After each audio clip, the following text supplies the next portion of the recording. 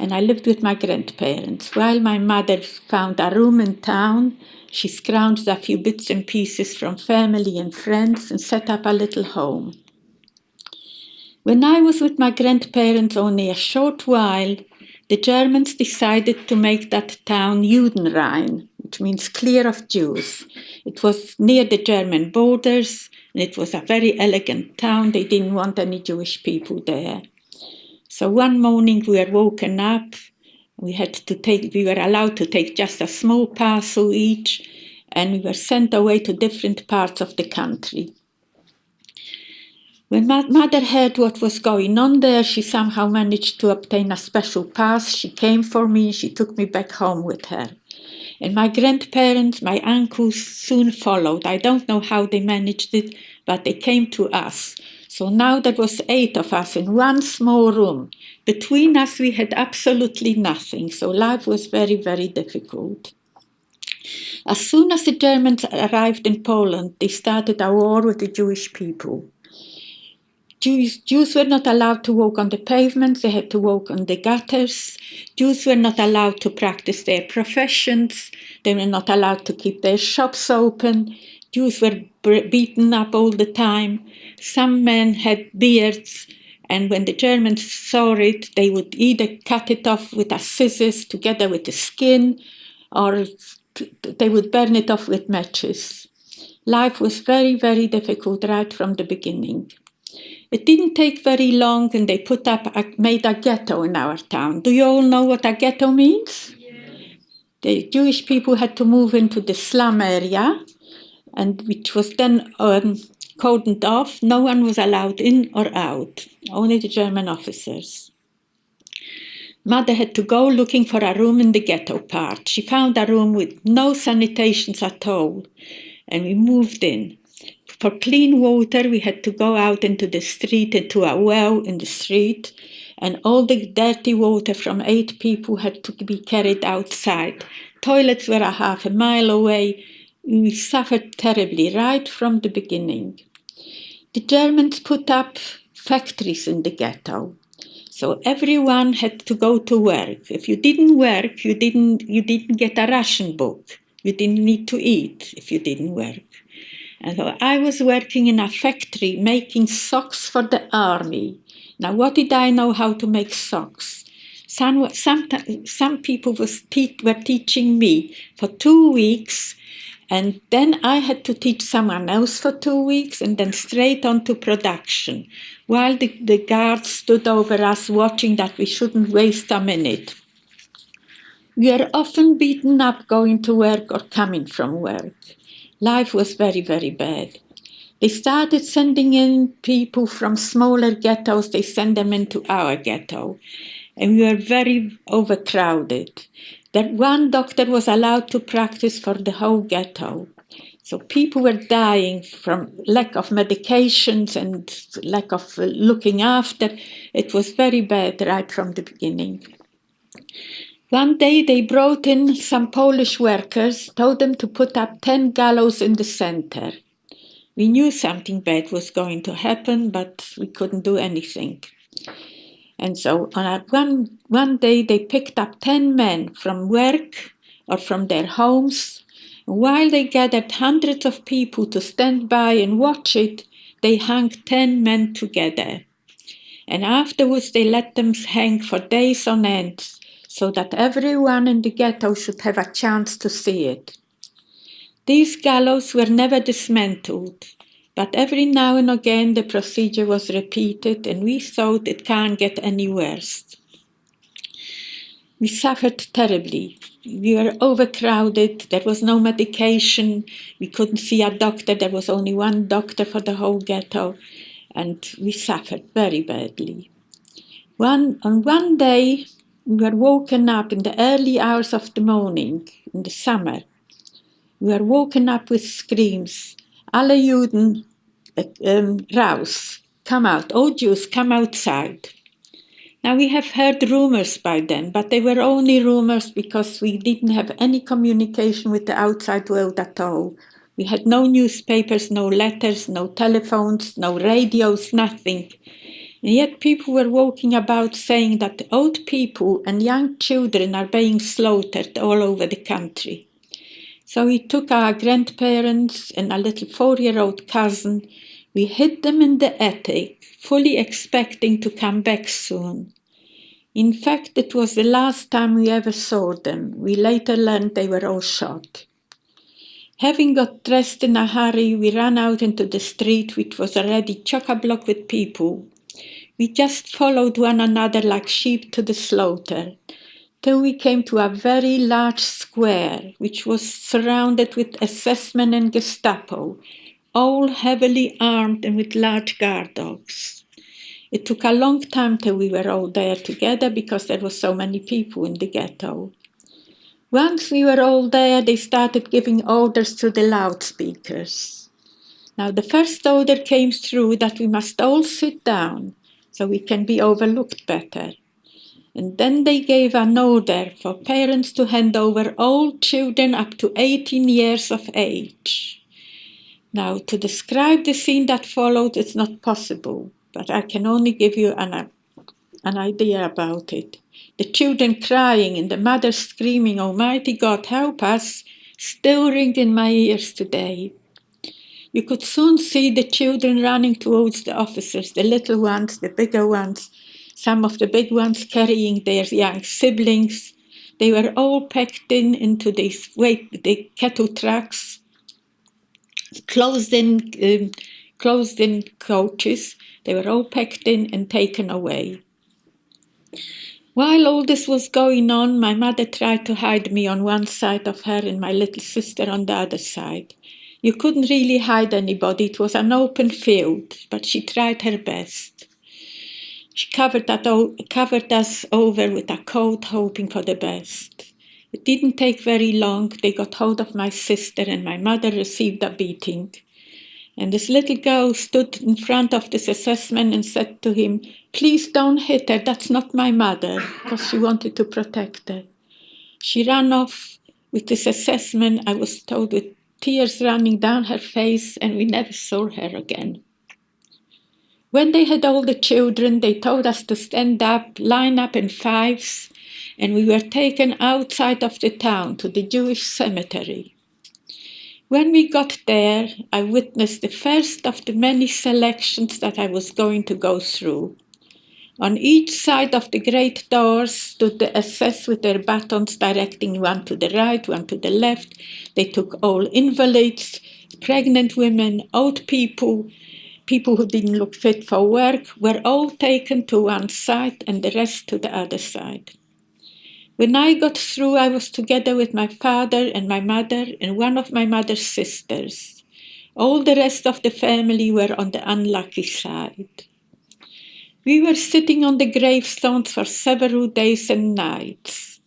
They specially installed electric lights all around the cemetery so that no one should have a chance to escape. A young woman who was sitting near us was going on all the time that she's so happy today and she's so lucky. All because she said her little boy died a couple of months previously. He's buried here and no one can take him away. And that's what made our mother so happy. Some people tried to make me look a bit older. Someone found a lipstick in their pocket. Someone else found a powder compact. They made my face up. They put a scarf on my head. One lady changed her high-heeled shoes for mine. Anything to make me look older. Nevertheless, after several days, I was spotted by an assessment who came rushing along and pointing at me, said, "You, stand up. How old are you?" Of course, I was paralyzed with fright. I couldn't answer. I couldn't stand up. And my father, who was near me, said to him, "She's 18 years old. I know her." In fact, I was 12 years old, looked like 8. And this assessment could clearly see I was nowhere near 18. He looked at me very hard, which seemed like an eternity, and then said, "Mag Sie schon sitzen bleiben, she may remain sitting." And everyone around me was so happy for me. I believe till today that the Almighty God was holding on to me on that day and wouldn't let them take me away. Soon after that, we were taken out of the cemetery. When we came outside, there was 1,200 of us, including 3 children. I was one of the 3. In the ghetto was nearly 30,000 people, and that's all that was left. All the others were taken away. They lined us up, and we had to walk through the streets till we came to the railway lines. Without exaggerating, as we were walking over the cobblestones, as we stepped over them so they turned upside down, the whole roadside till we came to the railway lines was turned upside down like a bad omen. When we got there, guards moved in with sacks collecting all our valuables. We gave them everything away. They collected watches, rings, bracelets, anything we had, and money as well. We gave everything away, but my father had a heavy ring on, which was deeply embedded. He couldn't get it off. So rather than to tell them and start with them, he kept it on, hoping for the best. Then they called out the president of the ghetto. They shot him in front of us, kicked his body into a corner, and we were packed into these waiting cattle trucks, which were waiting for us. They packed us in so tightly that there was nowhere that you could sit down. You had to stand very tightly, one next to the other. They shut and bolted the doors, and off we went on an overnight journey. Everyone was crying and praying. These cattle trucks have no windows. They only have slats on top. By the time we arrived at our destination, over 100 people suffocated on that journey. They took us to the Lodz ghetto, the second largest ghetto in Poland after Warsaw. When they took us to the Lodz ghetto, my grandparents, my father's family, lived in Lodz before the war. So that's how they found themselves in that Lodz ghetto. By the time we got there, my grandfather died already in the ghetto. Several of my father's sisters have died already there. But my grandmother was still in the ghetto. She had a room. She took us in, and we lived with my grandmother. 2 weeks after we arrived in the Lodz ghetto, there was a selection in our block. We never knew when the selections were going to take place. The SS would just come along with their closed-in lorries and making selections. They always used to take away the old people, pregnant women, invalids. They took them all away. So 2 weeks after we arrived there was a selection in our block. We all had to go downstairs to the quadrangle, and a selection was being conducted. This time they took my grandmother away. Somehow I slipped through the net. But one of the assessmen noticed the ring on my father's finger. And he said, "I want the ring, hand it over." And my father explained that he can't get it off. So the assessment tried. He fiddled around with it backwards and forwards. He could tell that he'll never get that ring off. So he said to the guard next to him, "Fetch an axe and chop the finger off, just like that." Now, I didn't see many miracles during the Holocaust. But this, if you didn't see it, you can't believe it.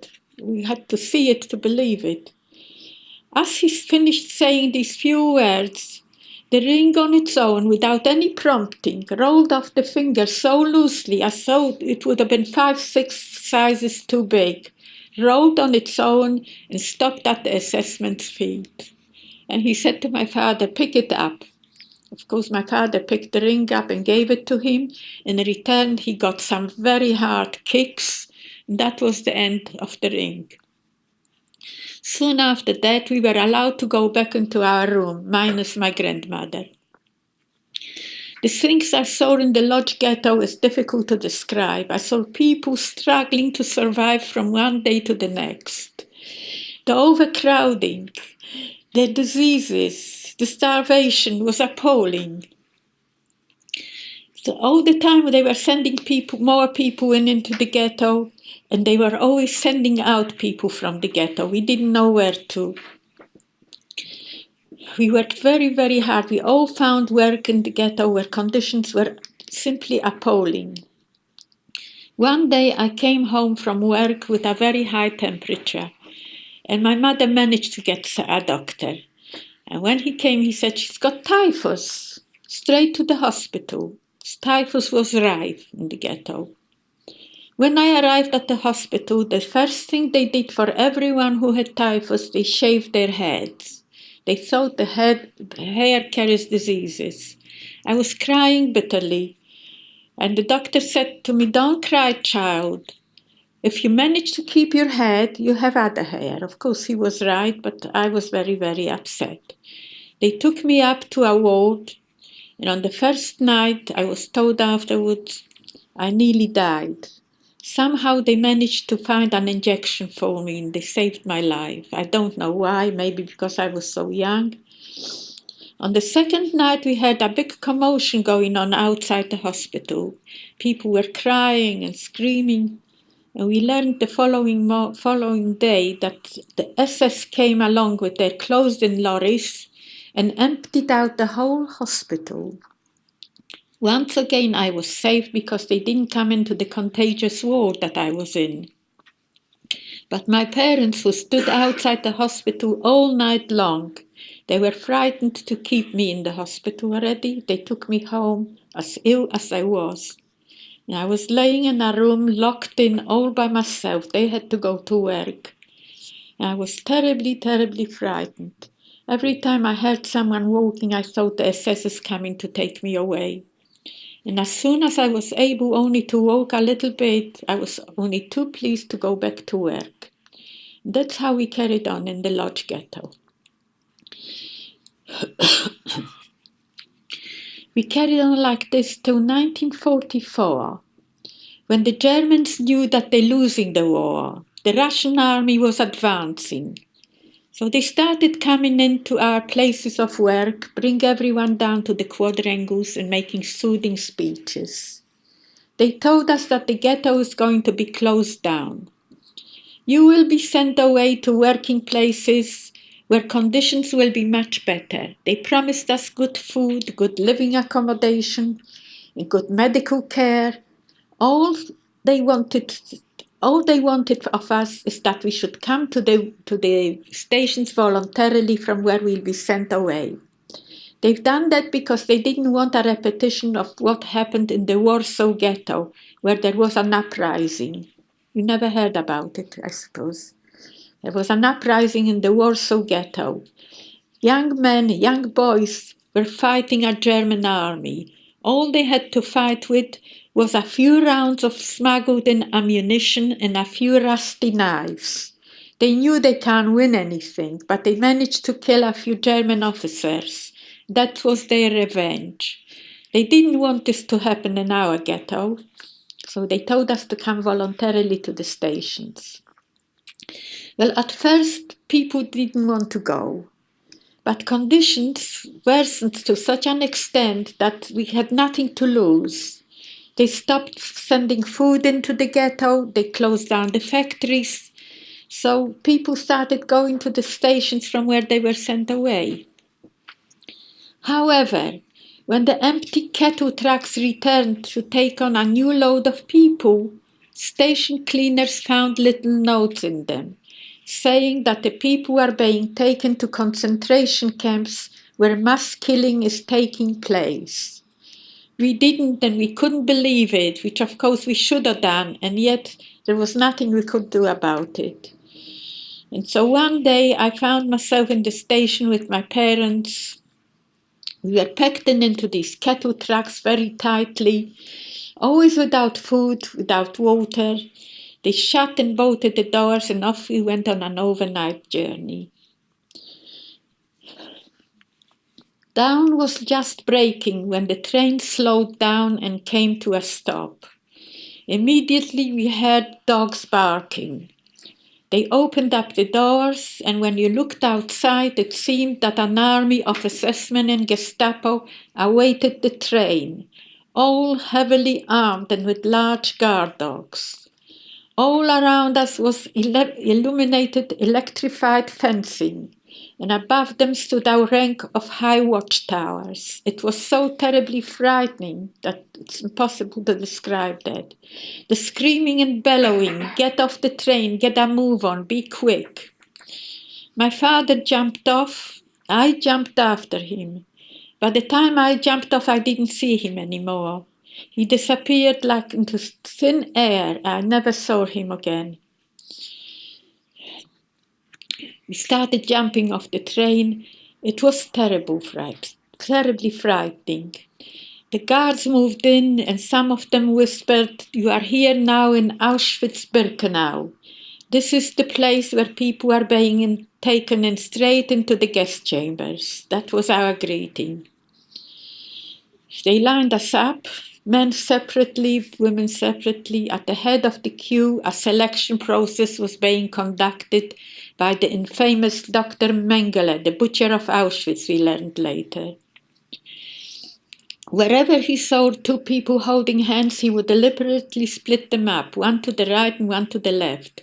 He took women, pregnant women, invalids, young children, all went to the right, the rest went to the left. When I went to the left, I was together with my mother, for which she was very grateful, and so was I.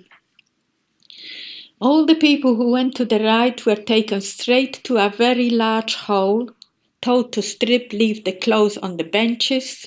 They were pushed in, everyone had their head shaved, and they were pushed into a large hole which looked like a shower room. The screaming that was coming out of there is not possible to describe, but it didn't last for very long. After about 15 to 20 minutes, all was quiet. And then a special squad, they called the Sonderkommando. They were the strongest men picked up from the whole camp. They would walk in there, switch on the ventilators to disperse the gas. And amongst these people, there were always some dentists. Their task was to pull out goat teeth out of the bodies, because on the continent was a fashion, whoever needed a false tooth made or a crown, it was always made out of gold. These dentists had to pull out the goat teeth, and then they had to take out all the corpses, all the bodies, into the nearby crematoria. There were 5 crematoria and 5 gas chambers and 5 crematoria, fully operational in Auschwitz-Birkenau in 1944. But they couldn't do this work for very long. Some of them would deliberately throw themselves against the electrified fencing, and some would go deliberately into the gas chambers, because how can anybody do this work for a very long time? I was with my mother on the left side. They lined us up in 5s, and they took us right to the end of the camp, right to the end. As we were walking, I heard a beautiful orchestra playing. At first I thought I was dreaming. Not till I came quite near them did I realize that over 100 of the best musicians picked out from all over Europe were sitting there playing all day long. The reason why they were playing there, I don't know till today. Some people said that they were playing there so that the people in the camp shouldn't hear the screaming coming out of the gas chambers. But really, I'm not quite sure why they were sitting playing there. Certainly not for the amusement of the people in the camp. We were taken into a large room, a large hall. We were told to strip, leave our clothes on the benches. Everyone had their head shaved. They didn't do mine because my head was shaved in the hospital when I had typhus, but everyone had their head shaved. And then we were pushed through some very heavy doors into a room which looked like a shower room. Everyone was saying prayers, hugging, kissing one another. We thought that was our last hour.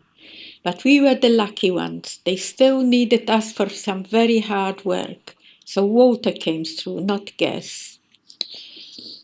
And afterwards we were taken into a large room where we were given some clothes. Now, to give you an example, they gave me a very large skirt which wouldn't stand up and a men's pajama jacket, and that was all. No underwear, no shoes, no stockings, nothing else.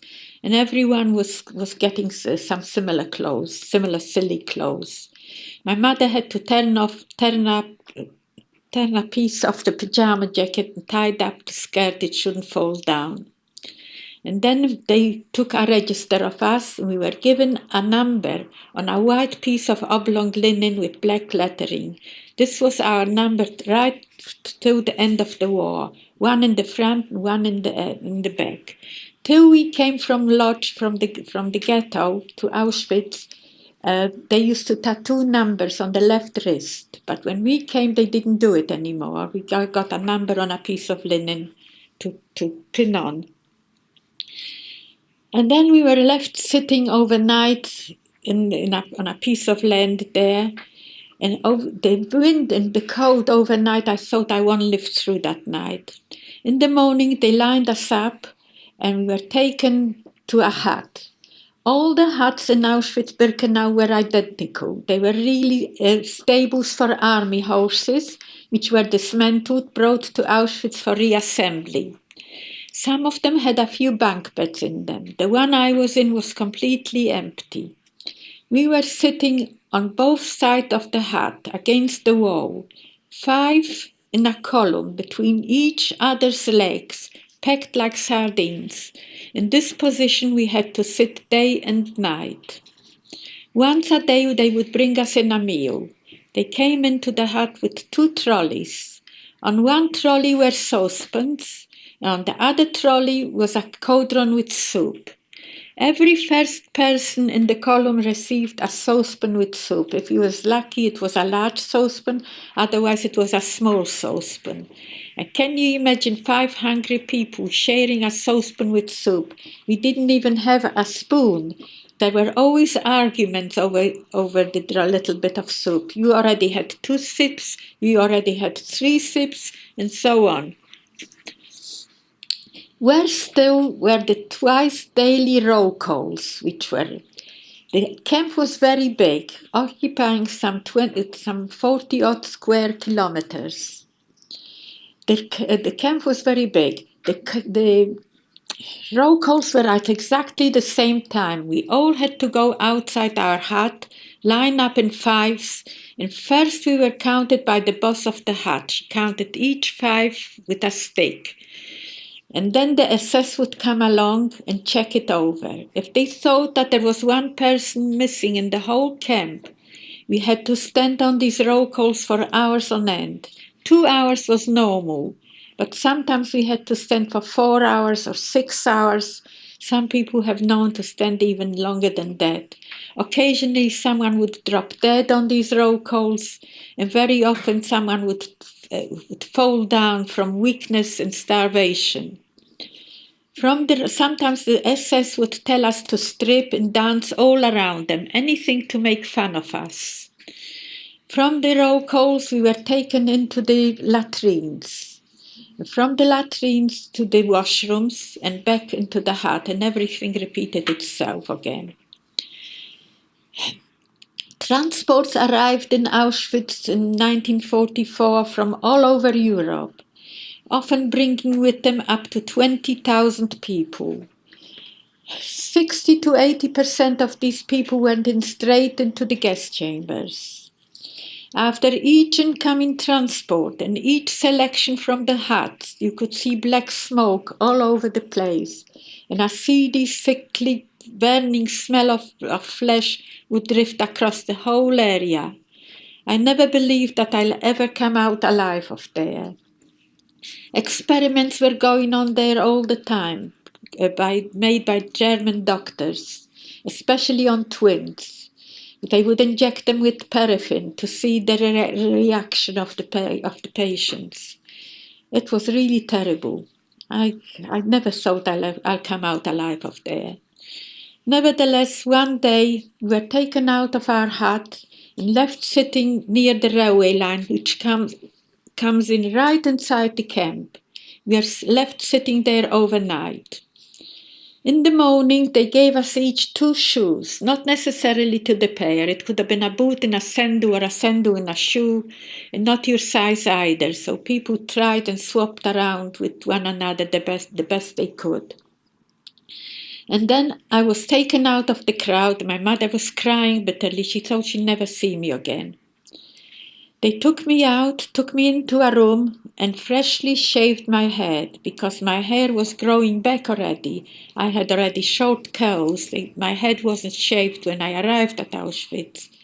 And it was growing back. My hair was growing back, and that wasn't allowed. So they freshly shaved my head, and they allowed me to go back to my mother, for which she was very, very grateful. And then they packed us into these waiting cattle trucks, which were waiting for us. They packed us in so tightly, always without food or water. They shut and bolted the doors, and again we went on an overnight journey. This time they took us to Hamburg Harbor, into the docks. They took us into the warehouses. So we each had a bunk bed and a little bit of straw, which was an improvement on Auschwitz itself. From there, we were there only a few weeks while they put up a small camp for us in the Hamburg area. They put up little huts, just like beach huts. Each one of them had 5 bunk beds for 10 women. And they gave us a little bit of straw. We always huddled together, 2 or 3 together, because it was so cold. And in Germany, is much colder. Winter is much colder than it's here in England. So we always huddled together, 2 or 3 together. We were woken up in the early hours of the morning, and we had to go into the washrooms.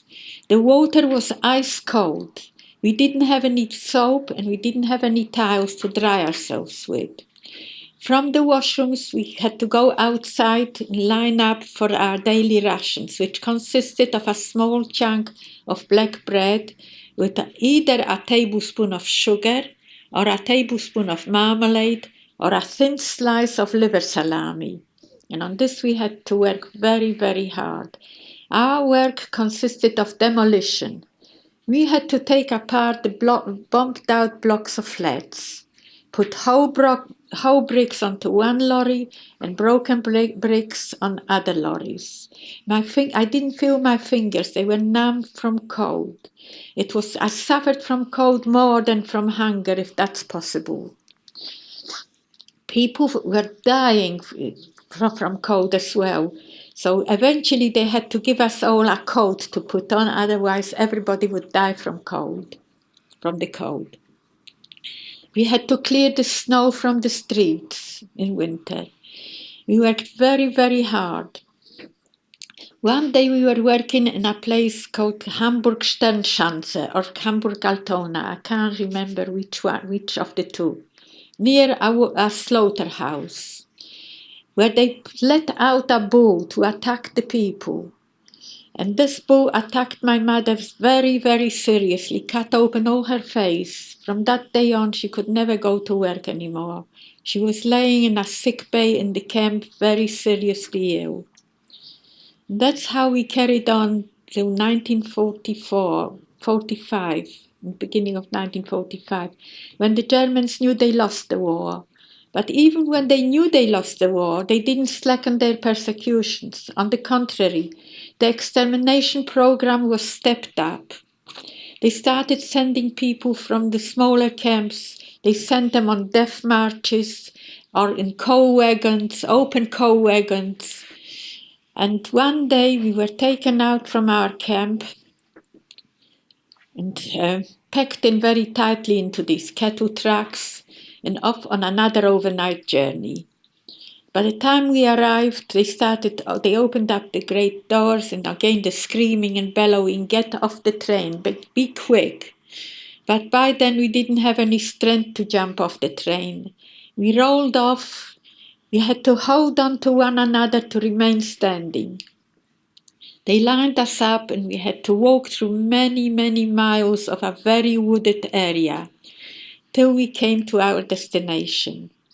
When we arrived there, without exaggerating, as we were walking there, the roadside was littered with dead bodies of people who came on previous transports but couldn't even make it to the camp.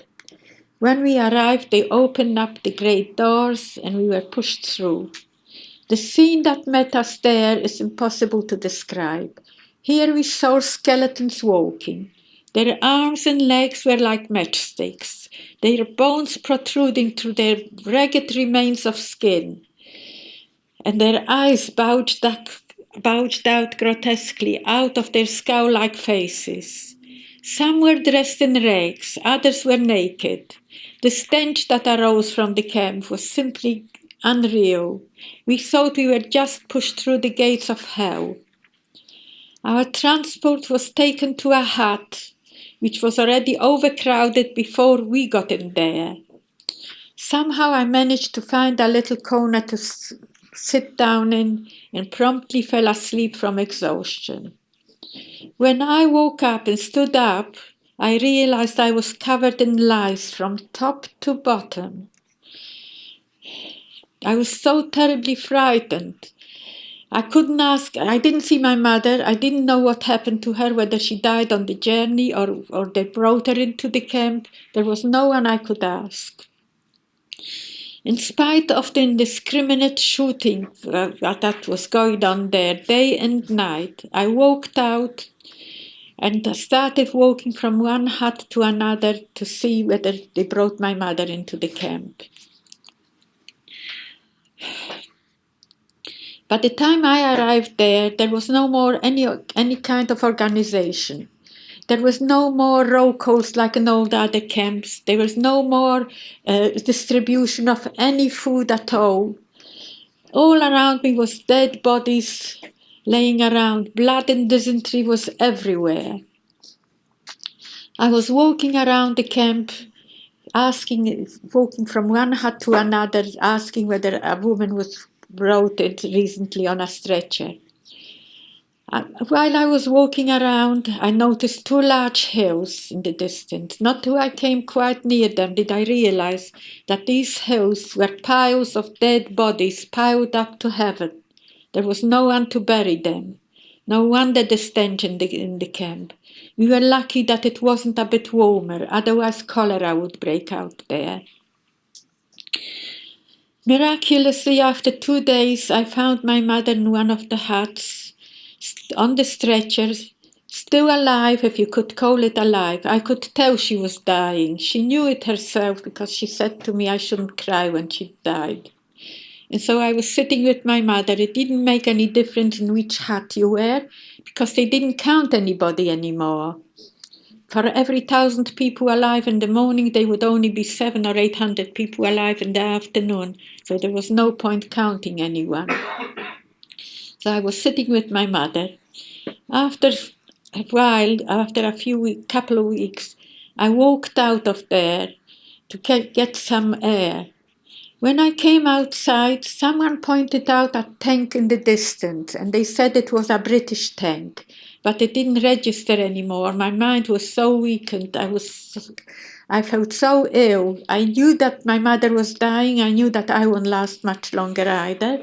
In fact, I collapsed there, and I was unconscious for the next 10 or 12 days. When I came to, I was laying in a delousing center, being washed, disinfected, and wrapped in clean blankets. And my mother, still alive, if you could call it alive, on the next table. Yes, we were wrapped in clean blankets, taken in clean vehicles 6 kilometers away. We learned later that when the British Army arrived there on the 15th of April 1945, they took over a camp nearby, 6 kilometers away, which was the largest tank training school in Europe. Only the German officers used to live there. They threw them all out and they took all the survivors from Bergen-Belsen, they took them in there. We each had a clean bed and clean bedding to ourselves. Unfortunately, in the first fortnight, Nearly 14,000 people died there from starvation and diseases, amongst them my mother, who died 2 days after we were brought into this makeshift hospital. My heart was crying. I couldn't shed even any tears. My tears had dried up by then. And so I was left in the hospital for several weeks till I regained up some strength. I was given some clothes to put on. We were not interested in anybody, actually. We were hoping to find someone from the family. And so an aunt of mine, my father's sister, who was in an Army camp in Braunschweig, she came to Belsen, because in Belsen was a register of all survivors. She looked up the register, she found my name on it, and that's how she knew how to locate me. She came for me and she took me back with her to her camp. So at least I had someone from the family with me.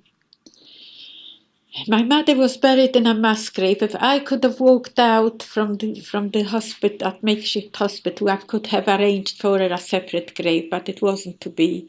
And so she was buried in a mass grave. I was now together with my aunt. After several weeks, we tried to go back to Poland to see if anybody survived from the family. Now, the journey was very difficult because we were now in an open world. We didn't have any money, we didn't have anything. So we started by walking. Sometimes a local farmer would give us some scraps, a raw potato or a raw carrot. We lived on that. And sometimes they gave us a lift for a few kilometers. Occasionally a goods train would pass by, so we traveled on the roofs of the goods train. It took us 3 weeks to get back to Lodz, where we started out from. In Lodz, I found an aunt of mine, my father's sister, who came back from a camp, and she had already a room, and she took me in. My mother's sister as well. They came back from the camps. They took me in and they shared whatever little they had, they shared with me. My aunt, my mother's sister, remarried at that year, 1945. She married a man who lost his wife and 6 children in the Holocaust. She lost her husband and the little boy, the 4-year-old boy in the attic. So they got married. Together we left Poland, through Czechoslovakia, through Austria. We went back to Germany. From Germany, we tried very hard to go further. We went to Paris eventually in 1947. I'm getting muddled up with the dates. We got to Paris. So my new uncle was a very good worker. He started working, earned some money. He bought a flat, and we started making some sort of a living for ourselves. In Paris, I met my husband, who was British. By coincidence, he was one of the liberators of Bergen-Belsen, but I didn't know him then. He was in the British police. And so I met him in Paris. He brought me back to London. We got married here. I got 2 children and 5 grandchildren. And that, in short, is my life story of the Holocaust.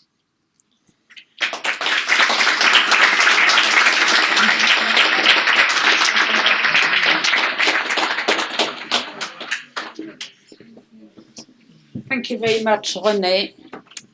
There is no word to say. I don't know what to say when we hear this very sad and absolutely amazing story. Now, I imagine some of you have got questions. We've got some time for questions. Who would like to ask any question?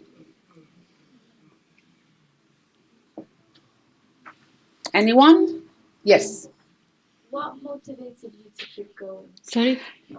I will repeat the question. What motivated you to keep going? Yes, a good question everyone asks on every session.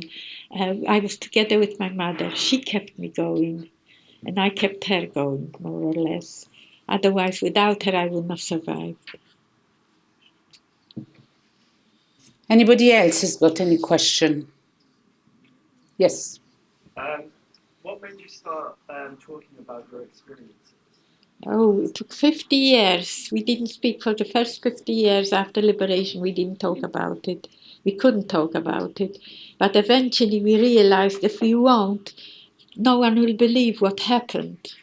So we started talking. It's very, very difficult to talk about it, but we feel that we must do that so that the world should know what happened. Perhaps we can avoid another Holocaust from happening. Yes. From the experience, do you hear every German person? Do you hear everybody? Let me just repeat the question for everybody to hear. From this experience, do you hate every German person? Well, I don't hate. It's a bad word to use. So, but I don't like him. But I don't hate him either.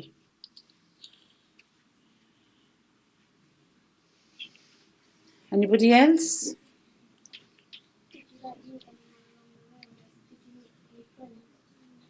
Did you meet any friends?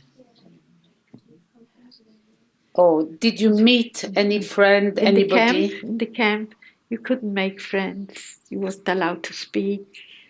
And we were all scattered in different places. We didn't make friends.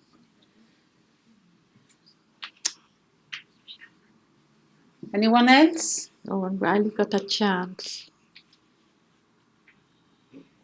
Yeah.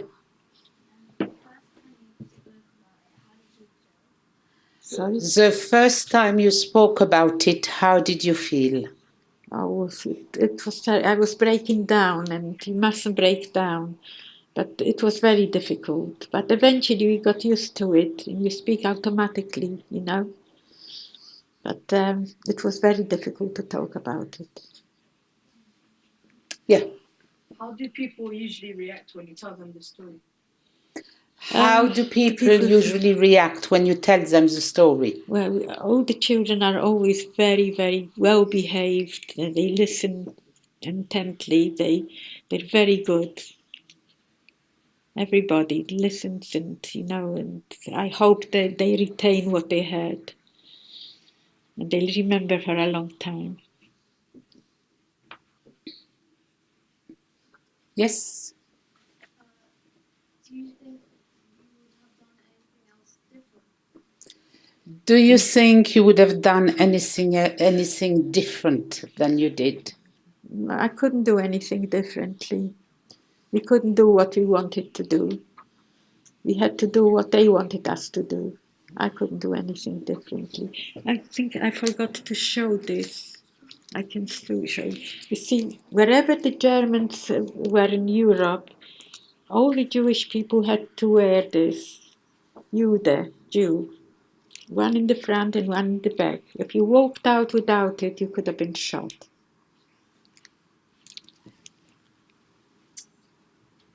Yes. Did you ever grow hair long again? Sorry?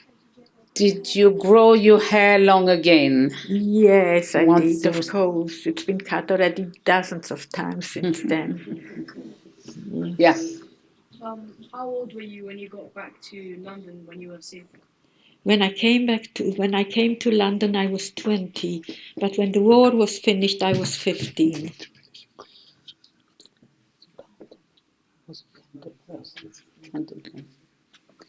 Okay, thank you very much for your question. I hope that what Renee has told you, you will remember for a long, long time.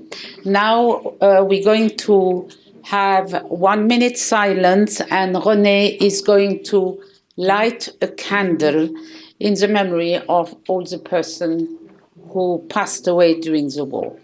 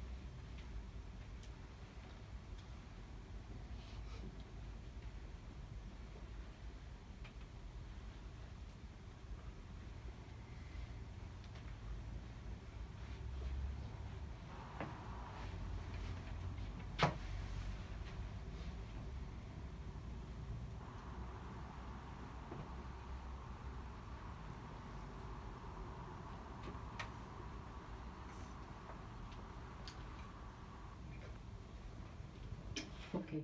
Thank you very much.